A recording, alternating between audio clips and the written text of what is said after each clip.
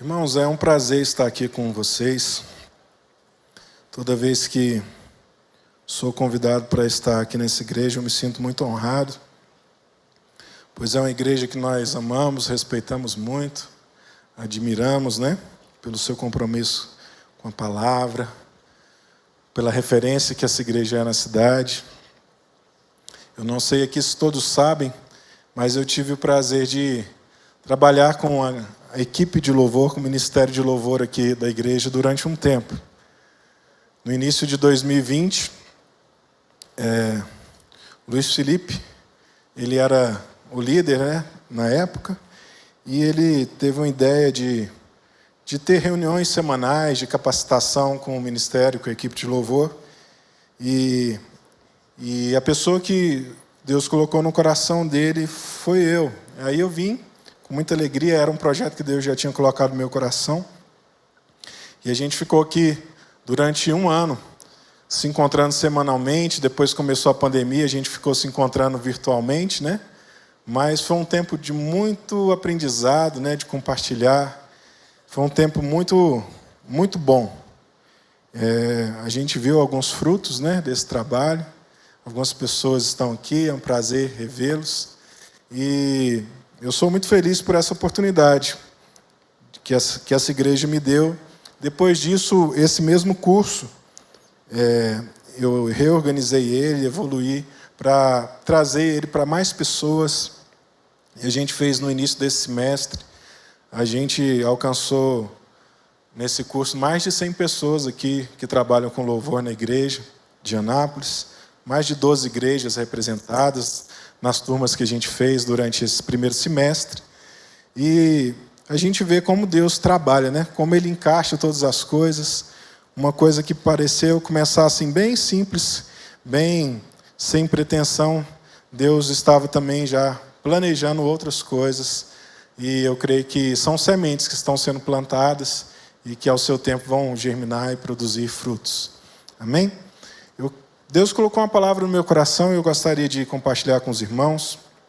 Se você puder abrir a sua Bíblia, abra a sua Bíblia no Evangelho segundo Mateus, capítulo 4. O tema desse seminário é sobre a verdadeira adoração.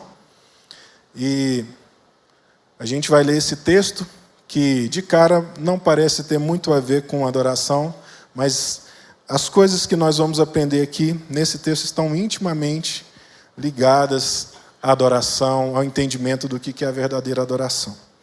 Então vamos lá. Mateus, capítulo 4, a partir do versículo 1.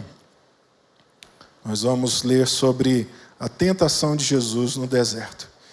Então Jesus foi levado pelo Espírito ao deserto para ser tentado pelo diabo. Depois de jejuar 40 dias e 40 noites, teve fome. O tentador aproximou-se dele e disse: Se és o Filho de Deus, manda que essas pedras se transformem em pães. Jesus respondeu: Está escrito, nem só de pão viverá o homem, mas de toda a palavra que procede da boca de Deus. Então o diabo levou a cidade santa, colocou na parte mais alta do templo e lhe disse: Se és o Filho de Deus, joga-te daqui para baixo. Pois está escrito, ele dará ordem aos seus anjos ao seu respeito, e com as mãos eles o segurarão, para que você não tropece em alguma pedra. Jesus lhe respondeu, também está escrito, não ponha à prova o Senhor, o seu Deus. Depois o diabo o levou a um monte muito alto, e mostrou-lhe todos os reinos do mundo, e o seu esplendor. E ele disse: Tudo isso te darei, se te prostrares e me adorares. Jesus lhe disse: Retire-se, Satanás, pois está escrito, adore o Senhor, o seu Deus, e só a Ele preste culto. Então o diabo o deixou, e os anjos vieram e o serviram. Amém? Vamos orar novamente, feche os seus olhos.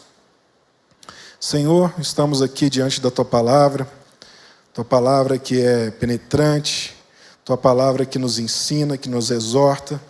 Tua palavra, ó Pai, que é alimento para as nossas almas. Tua palavra, ó Pai, que nos dá o entendimento que nós precisamos. E sobre a Tua palavra agora depositamos, Senhor, a nossa fé, a nossa atenção. Abrimos o nosso coração para aquilo que o Senhor quer falar ao nosso coração e à nossa mente, ó Pai. Que o nosso coração seja terreno fértil para a palavra, para a semente, ó Pai, que o Senhor deseja plantar em nós hoje. Em nome de Jesus, Teu Filho amado, que eu oro e te agradeço. Todos digam amém? Amém. Glória a Deus. Irmãos, se a gente prestar bastante atenção nesse texto, a gente vai ver que ele nos ensina sobre a verdadeira adoração. Mas antes de aprendermos com esse texto, eu gostaria que a gente pensasse sobre o que é uma verdadeira adoração. Para a gente entender o que é alguma coisa, muitas vezes é mais fácil a gente começar pensando no que não é aquilo. Então, o que não é de fato uma verdadeira adoração? O que não é a adoração verdadeira? Vamos pensar, a adoração verdadeira, a verdadeira adoração, ela não é exatamente a música que cantamos nos cultos. Ela não é necessariamente nos prostrarmos em reverência a Deus. Não são palavras de amor e devoção ditas a Deus. Não são mãos levantadas no momento do louvor. Isso apenas não pode ser considerado uma verdadeira adoração. Tudo isso tem aspecto de adoração. Tudo isso parece adoração. Tudo isso tem aparência de adoração. Mas não é o suficiente para a gente considerar como uma verdadeira adoração. E em Mateus 15, versículo 8 e 9, Jesus ele faz uma dura crítica aos fariseus da época. E ele usa o profeta Isaías para falar com eles. E diz assim, ó: esse povo me honra com seus lábios, mas o seu coração está longe de mim. Em vão adoram. Seus ensinamentos não passam de regras ensinadas por homens. Irmãos, vocês estão vendo aqui Jesus criticando a adoração que estava sendo feita por aqueles religiosos. O que ele critica? Olha, os seus lábios estão me honrando. Você está adorando em vão, porque tem aspecto de adoração, mas não tem um aspecto muito importante que é necessário para uma verdadeira adoração. O aspecto do coração. A adoração, ela precisa estar ligada pelo coração. E o que significa uma ligação de coração na adoração? Os lábios me honram, mas o seu coração está longe de mim. Irmãos, é possível estar aqui no ambiente de culto, é possível cantar louvores a Deus, mas estar com o nosso coração distante dele. A nossa mente distante daquilo que nós estamos fazendo. E é exatamente isso que Jesus está criticando. No culto daqueles religiosos, dos fariseus. E Jesus está falando de uma adoração que ela só tinha aparência, mas não tinha essência.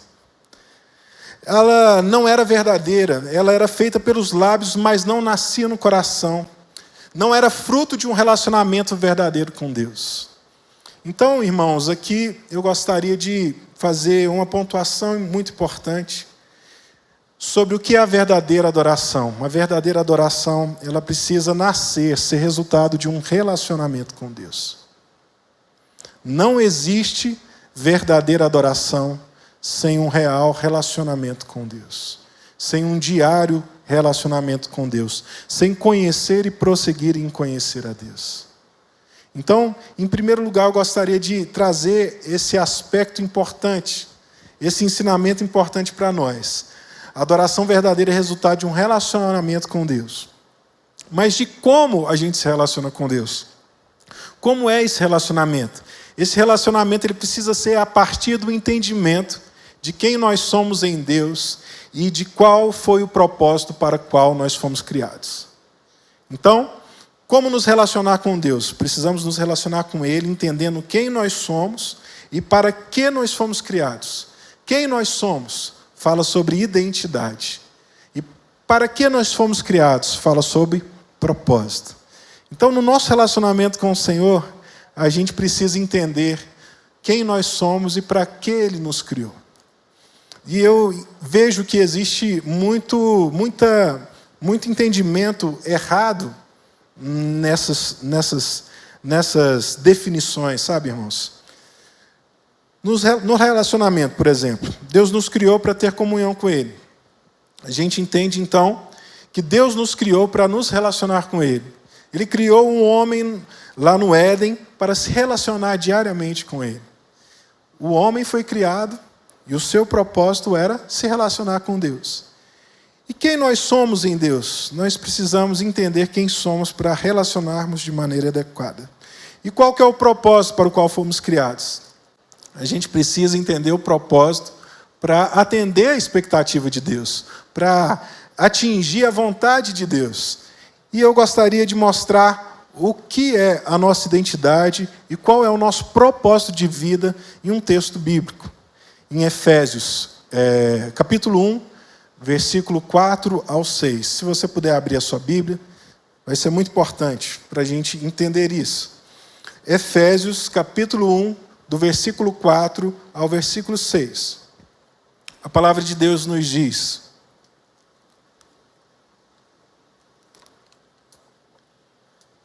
porque Deus nos escolheu nele antes da criação do mundo. Então, está indicando qual foi o propósito que Ele já nos escolheu antes de criar o mundo. Muito antes de nós existirmos. Então, Ele nos escolheu nele antes da criação do mundo para sermos santos e irrepreensíveis. Eu gostaria que você guardasse na sua mente essa palavra, sermos. Deus nos escolheu antes da criação do mundo para sermos santos e irrepreensíveis em sua presença. Em amor nos predestinou. Predestinou está falando, mais uma vez, de propósito, de predestino, né? Para sermos novamente. Sermos o quê? Adotados como filhos. Por meio de Jesus, conforme o bom propósito da sua vontade. Para o louvor da sua gloriosa graça, a qual nos deu gratuitamente no amado. Agora vamos lá no versículo 11 e 12. Nele fomos escolhidos, tendo sido predestinados conforme o plano daquele que faz todas as coisas segundo o propósito da sua vontade, a fim de que nós, os que primeiro esperamos em Cristo, sejamos para o louvor da sua glória. Então, irmãos, se você prestou atenção, a gente vê aqui 3 para, que indica a finalidade, o propósito, e sempre depois, junto com o para, a gente tem sermos.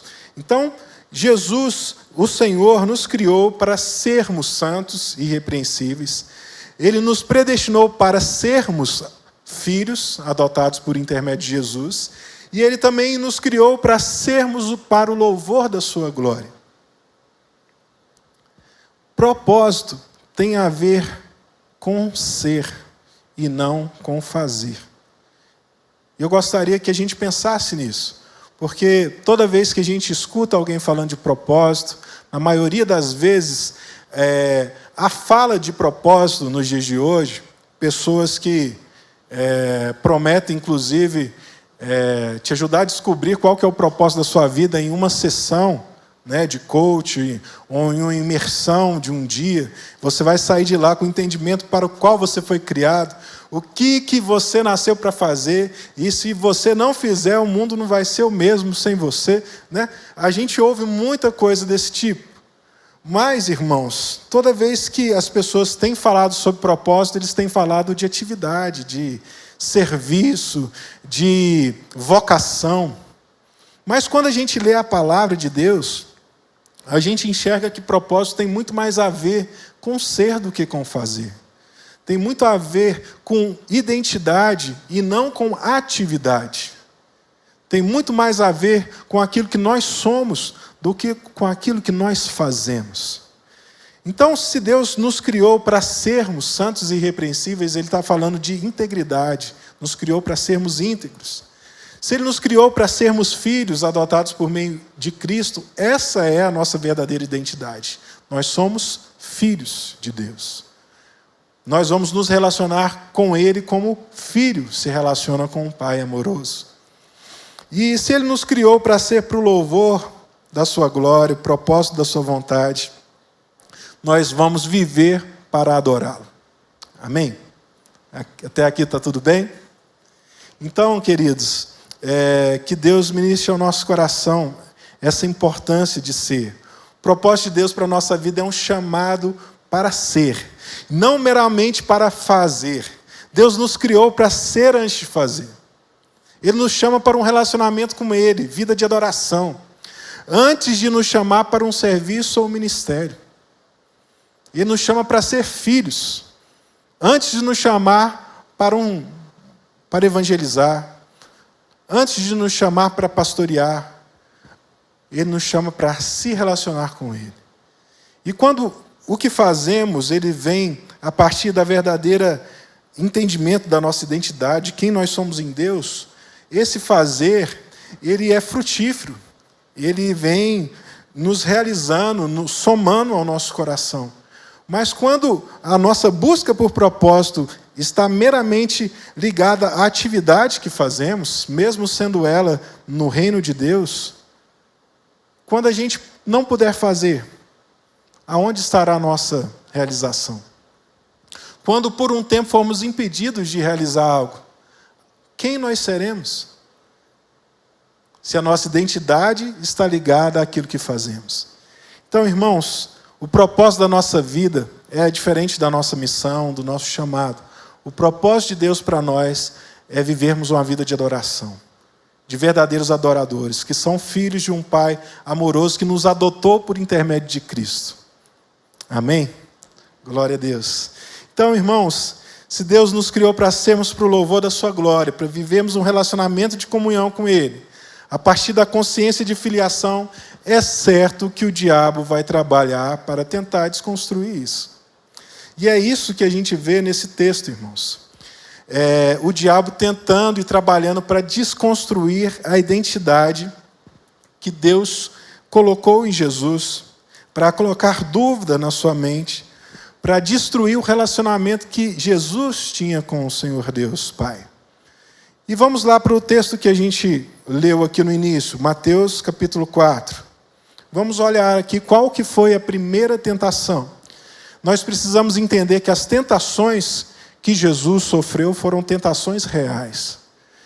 O diabo não tentou ele à toa. Ele usou o que ele tinha de mais poderoso para tentar o ser humano. E o diabo continua trabalhando da mesma forma com a humanidade hoje. Mas a diferença é que Jesus foi vitorioso em todas as tentações. Em tudo foi tentado, mas sem pecado.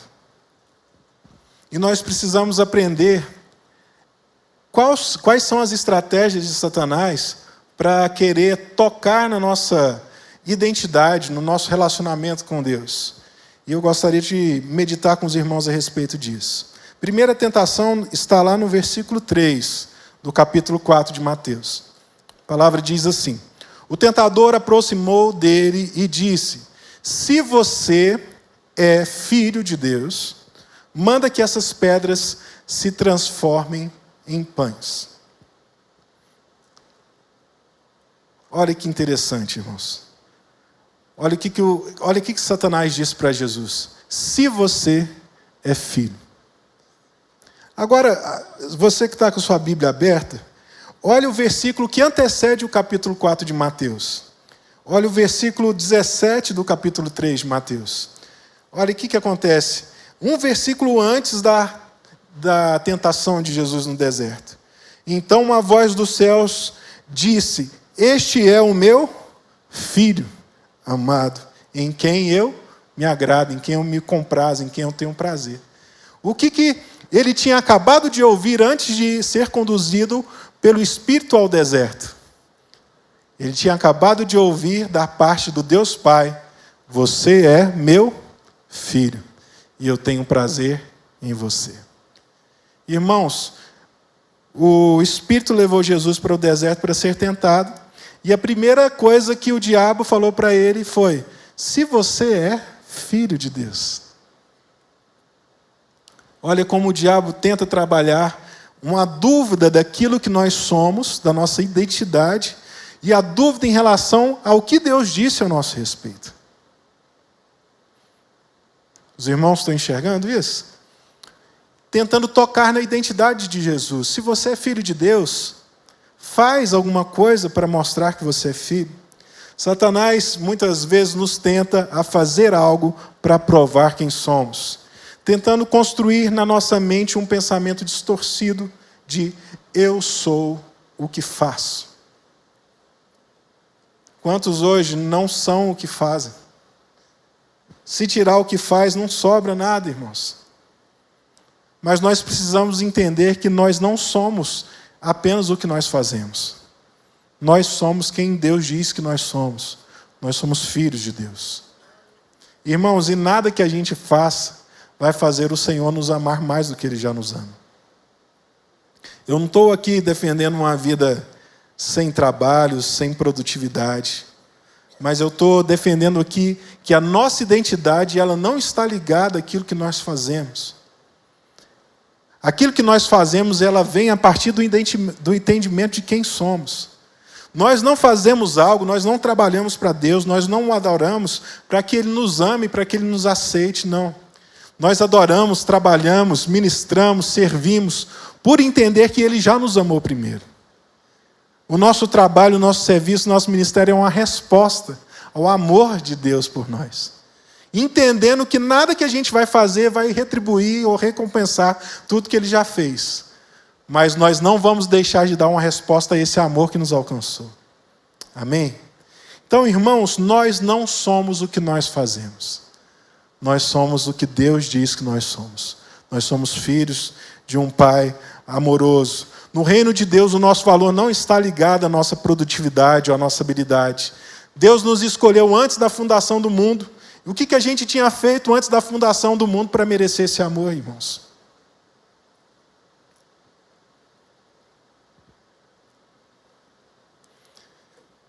Glória a Deus por esse amor que não é baseado na meritocracia, mas é um amor que resolveu se doar em nosso favor, para nos alcançar, para nos salvar, para nos libertar de todo pecado.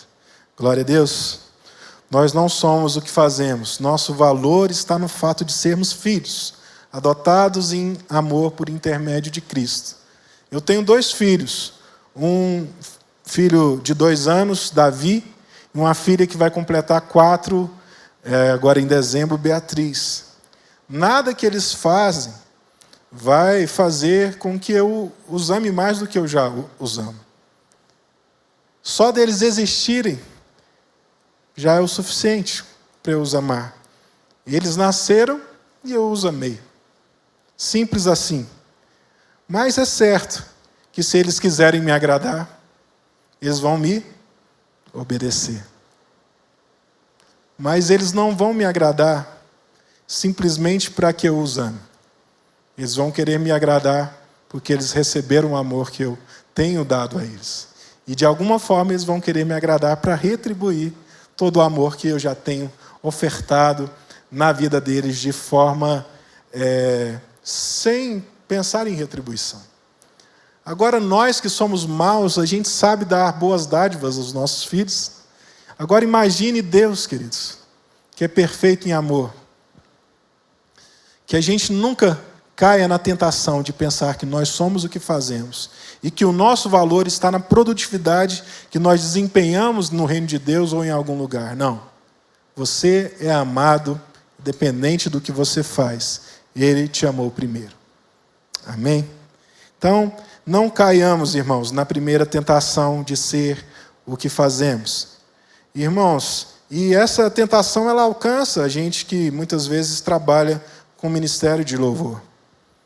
Quantos músicos não são amados pela sua habilidade nas igrejas, né? Dependendo de quem chega, não, vem cá, você vai ser abraçado por essa igreja, vem cá, você é querido. Agora, se ele não tiver talento, se ele não tiver nada a oferecer de imediato, ele não precisa também ser amado, ser querido, ser abraçado? Então, irmãos, a gente não é o que nós fazemos. Nós somos o que Deus diz a nosso respeito. Segunda tentação. Vamos lá. Segunda tentação do diabo a Jesus. Olha lá no versículo 6. Então o diabo levou a cidade santa, colocou-o na parte mais alta do templo e lhe disse: se és o filho de Deus, novamente falando, se você é filho de Deus, joga-te daqui para baixo, pois está escrito: ele dará ordem aos seus anjos a seu respeito, e com as suas mãos ele o segurarão, para que você não tropece em alguma pedra. Novamente o diabo tenta colocar aqui a identidade de Jesus em xeque e provoca ele a fazer algo para mostrar que ele é. Mas existe algo diferente da primeira para a segunda. Algo que não está igual.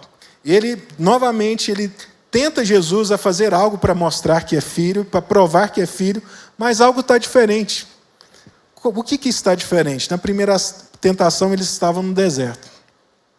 E nessa segunda tentação, o diabo tira ele do deserto e leva ele para a cidade santa, na parte mais alta do templo, lugar de visibilidade, onde todos veriam e se impressionariam se ele se jogasse lá de cima e fosse socorrido pelos anjos, e diante de todos aquilo acontecesse, ganhando dessa forma muitos seguidores e muita fama e muito sucesso por ter se apresentado dessa forma miraculosa.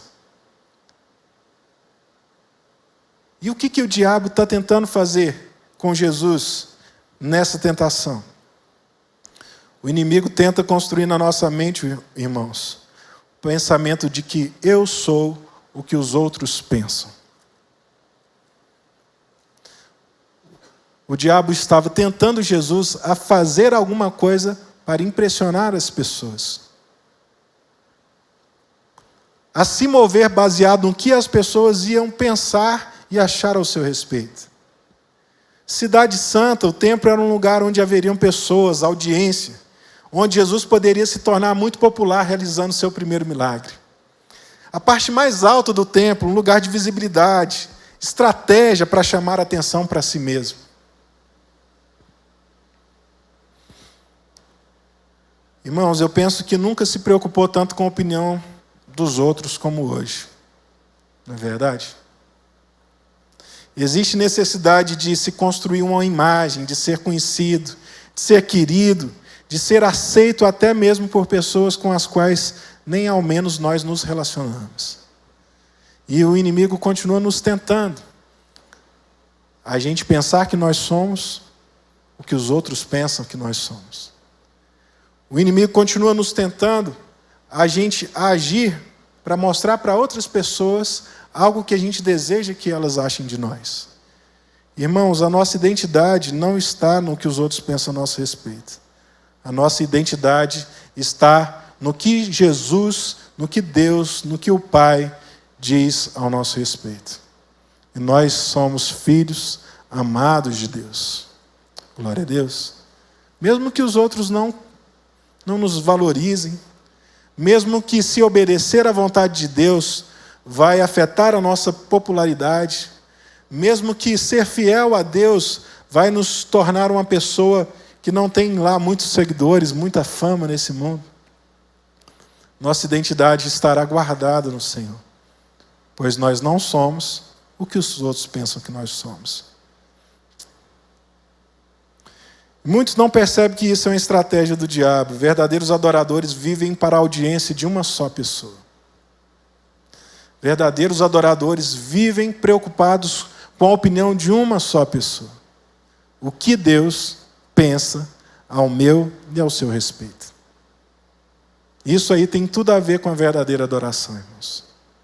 Muitas vezes a gente pode estar no ambiente da adoração, fazendo coisas que parecem adoração, mas fazendo para parecer ser para outras pessoas. E não preocupando com a opinião de quem é mais importante. A audiência que a gente precisa preocupar. A audiência de quem nos conhece por dentro. A audiência de quem conhece a nossa verdadeira intenção, que é o Deus Pai. Glória a Deus. Amém? Glória a Deus. Nós não podemos nos mover por números, por curtidas, pelo que as pessoas pensam ao nosso respeito. Nós precisamos ser guiados e movidos pelo Espírito de Deus, pelo discernimento da sua voz. Romanos 8 diz: porque todos que são guiados, muito obrigado, todos que são guiados pelo Espírito de Deus são filhos de Deus. Nós precisamos ser guiados pelo Espírito Santo de Deus. Quem que levou Jesus para o deserto, irmãos? Ele foi guiado pelo Espírito Santo, para ser tentado no deserto pelo diabo. Então, de acordo com Romanos, nós entendemos que uma das características de quem é filho são pessoas que são guiadas pelo Espírito Santo de Deus. São pessoas que estão sensíveis à voz do Espírito Santo de Deus. São pessoas que obedecem à voz e orientação do Espírito Santo de Deus. Não são pessoas que se preocupam tanto com o que os outros pensam. Tem tantas vozes disputando na nossa cabeça hoje, irmãos. Tantas opiniões disputando na nossa mente, no nosso coração. Será que nós estamos dando lugar para a voz do Espírito? Será que nós estamos nos movendo, decidindo, vivendo, empreendendo, baseado na direção do Espírito Santo, irmãos? Ou nós estamos nos movendo, nós estamos fazendo para parecer que somos? Nós estamos fazendo para criar uma imagem para pessoas que nem nos conhecem, que nem nos importam? Nós precisamos viver para a audiência de uma pessoa. Essa pessoa é o Senhor. Terceira tentação e última. Nós vemos mais uma estratégia de Satanás. E essa estratégia, essa tentação está lá no versículo 9. Se você puder ler na sua Bíblia, a palavra de Deus diz assim: depois o diabo o levou a um monte muito alto e mostrou-lhe todos os reinos do mundo e o seu esplendor. E lhe disse: tudo isso te darei, se prostrares e me adorares. Está vendo o diabo querendo tomar algo que deve ser só para Deus, a nossa adoração? Dessa vez o diabo ele não questiona a filiação, mas ele vai direto ao ponto da adoração, sugerindo que Jesus o adorasse em troca de infinitas posses. E o inimigo muitas vezes, irmãos, ele nos tenta pensar que nós somos o que nós temos. E a nossa identidade não pode estar firmada naquilo que nós temos. O dia que a gente deixar de ter, a gente vai deixar de ser? Não. O que nós somos não está baseado no que nós temos. O inimigo pegou Jesus ali, com fome, 40 dias jejuando, sentiu fome, depois de 40 dias e 40 noites, estava ali sem recursos, estava ali desprovido de qualquer tipo de posse. E ele faz questão de levar ele a um monte muito alto e mostrar todos os reinos, toda a riqueza, todo o poder. Olha, se você me adorar, eu te dou tudo isso em troca. Irmãos,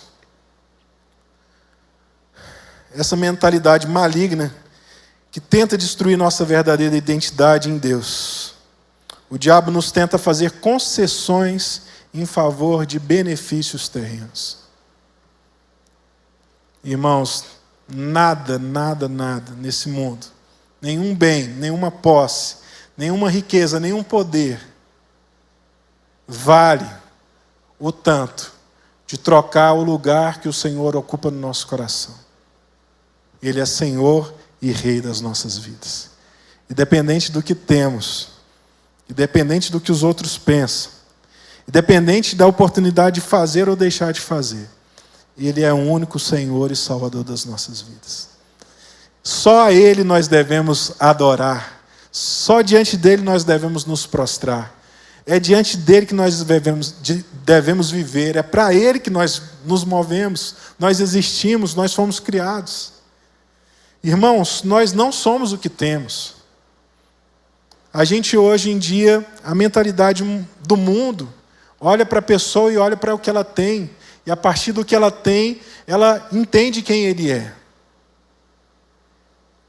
Ele é importante porque tem muitas coisas. Ele é importante por possuir tal coisa. Ele é importante por estar numa posição de poder. Irmãos, nós não somos o que nós temos. Nós somos o que Deus diz que nós somos.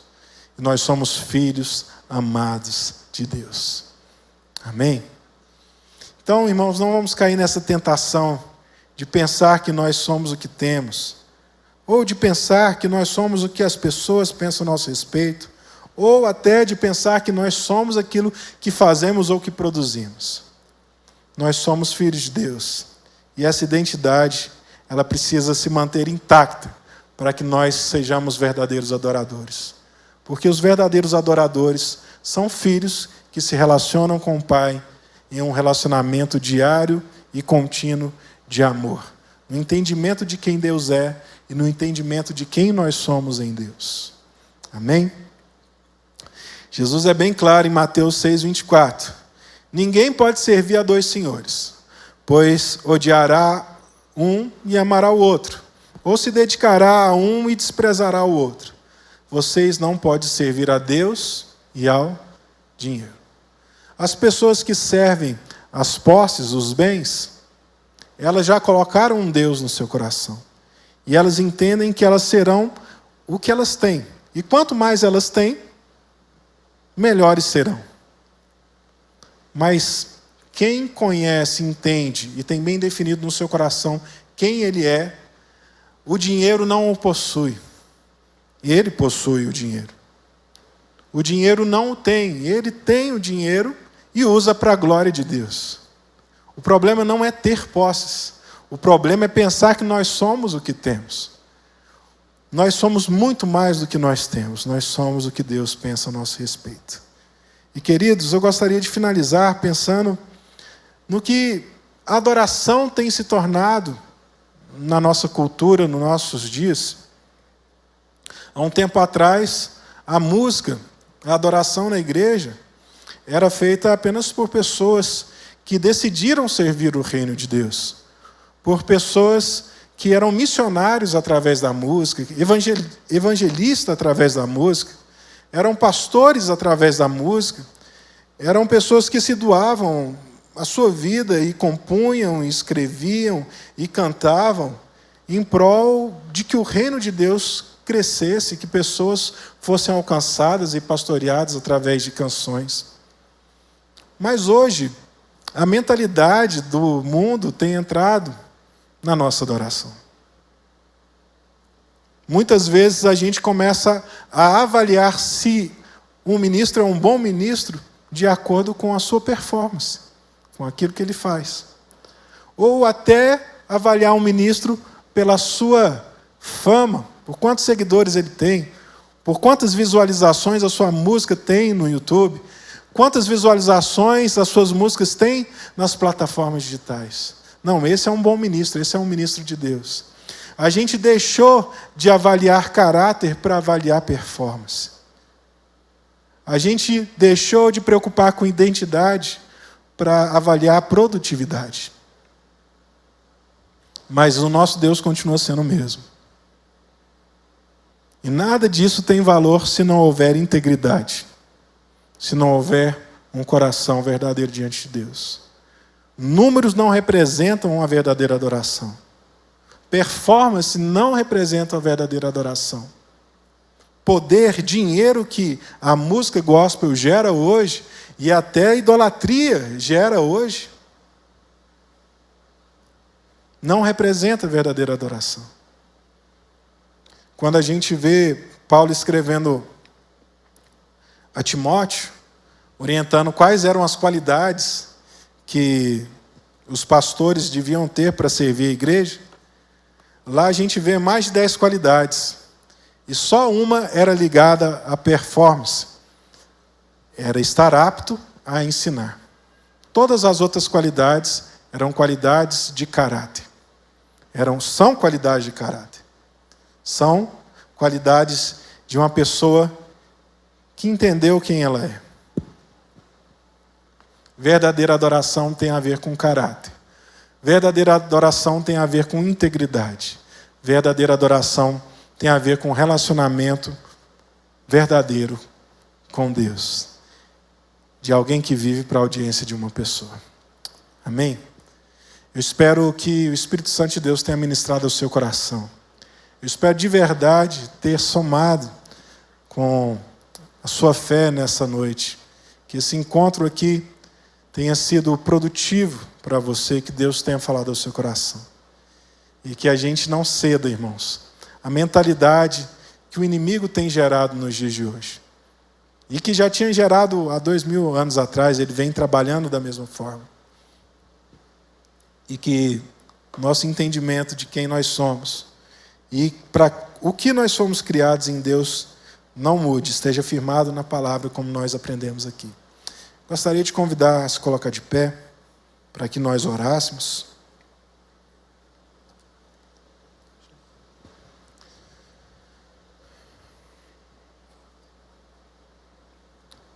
Feche os seus olhos. Vamos ter uma palavra de oração.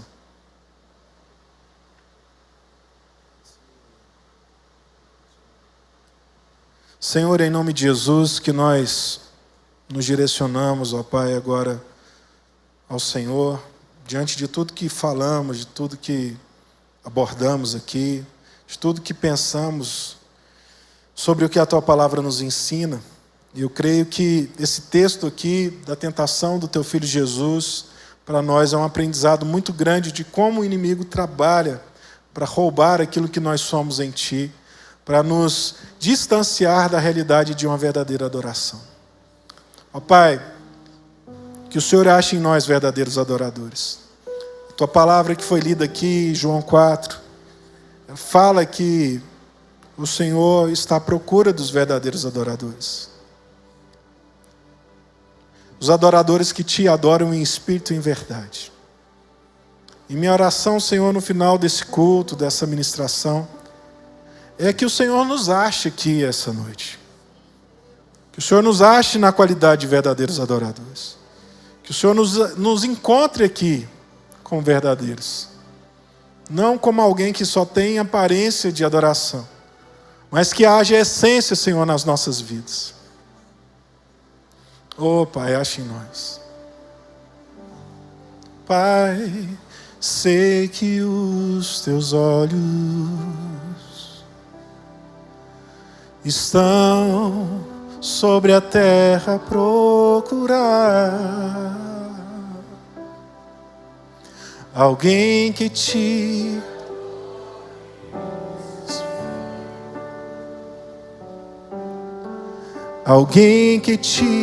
adore em verdade. Pai, como achastes a Davi, vem e derrama sobre mim o óleo precioso da unção que me faz segundo.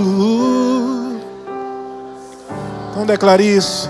Achei em mim verdadeiro adorador, com vestes de louvor, quero contemplar Teu rosto, vem ungir,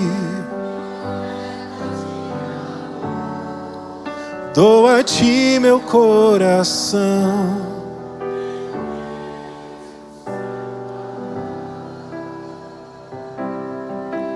Ache em mim, mais uma vez declare isso, ache em mim, ache em mim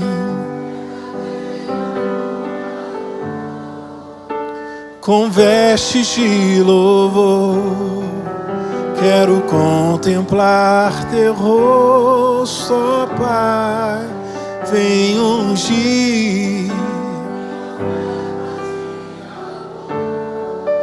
dou a Ti meu coração, meu Deus, meu Pai. Ache em mim um verdadeiro adorador. Ache em mim